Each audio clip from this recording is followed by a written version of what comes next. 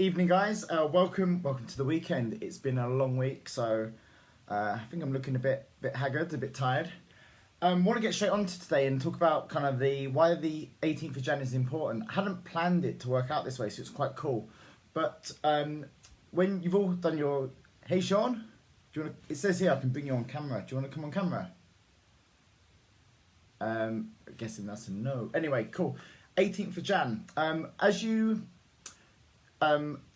make your New Year's resolutions, and your New Year's resolutions generally kind of get fit, want to lose weight. No, I knew that, mate. When it comes to building habits, there was some research done by a lady called Philippa Lally in 2009, and a lot of people say that habits take 21 days to form. What she found was habits take 18 to 254 days to form. So the minimum amount of time it takes to form a new habit is 18 days, and we're on the 18th of Jan.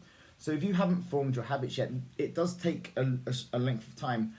The more simple the habit, the quicker the habit's formed. So something as simple as drink more water, you could do that fairly quickly, and that could become autonomous, and you drink more water without really thinking of it.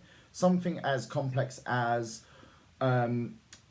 getting up in the morning and running before work every day. That's going to take you a long time before it's just a habit, before you're doing it every day without even thinking. Something else that she found in the research, a couple of things. It takes an average of 66 days to form a habit. So most of your habits will take a good couple of months. We're looking into March before things get easier. It's going to take a little bit of kind of perseverance. The next thing is, it doesn't matter if you're perfect for a habit to form. Think of forming a habit as winning an election. It's quite relevant at the moment with Brexit, and like not all votes always go your way. But if you're trying to form a habit, let's say you're trying to drink more water. Some days you do it, other days you don't. As long as you do it more often than you don't, those habits start to form. So you don't need perfection as long as you're moving in the right direction. A really important point though is you can't form a habit by not doing something. So for example, you might say that to lose weight, I'm going to stop drinking alcohol on the evening. You can't form a habit by stopping doing something. It doesn't form a pattern in the brain. So at the moment, I'm not drinking. In 10 minutes time, I won't be drinking alcohol. In half an hour, I'm not drinking it. Because I'm not doing it, I'm not forming a habit. So the best way to form a habit or break an old habit is, instead of coming back and going, do you know what, I'm going to drink a nice ale that my wife bought me for Christmas, I can't just say I'm going to stop drinking that and that's gone. What I'm going to have to do is do something like, when I want to drink alcohol, I might go for something that is a better choice and do this instead. And the more often that this is a Pepsi Max Cherry, there's 0 calories, it's quite nice, it's quite refreshing. But if I drink this instead of drinking this, I'm going to lose more weight. But that forms a new habit. So each time I come back, I'm really tired, I've had a bad day at work, I've got no energy, I really want to drink, I might reach for this instead. I'm going to be closer towards my goals. Is this the best thing that I can be drinking? Maybe, maybe not.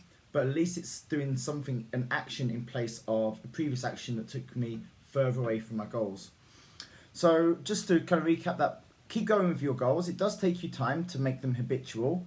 And these are the goals, the quicker it's going to form. But you can't form a habit by stopping.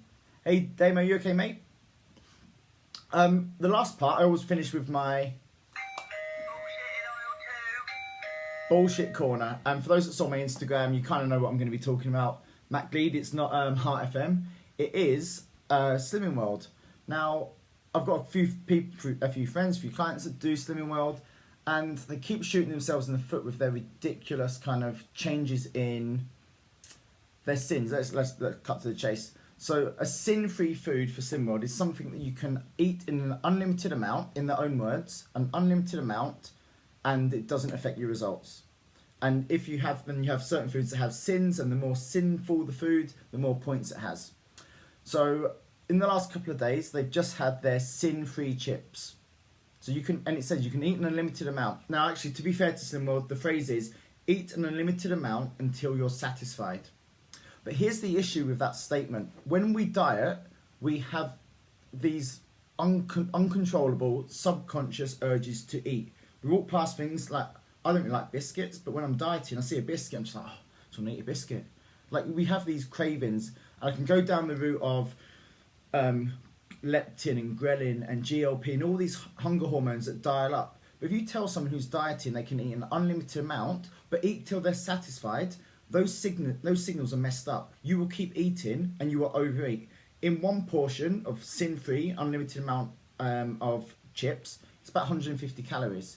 If you eat 2 times or 3 times up because you're not really estimating, you're not measuring the portions or whatever, that's 450 calories. That could be about a third of the calorie allowance that you allowed in that day.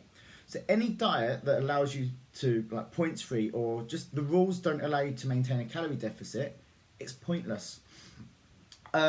So the sin-free amount or the unlimited amount statement, if you are dieting, it's very hard to control that.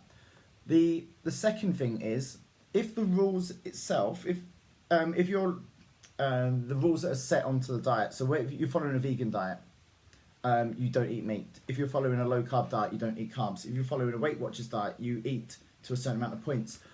That doesn't automatically put you into a calorie deficit. So you could follow the Slim World diet and eat within your points every single day.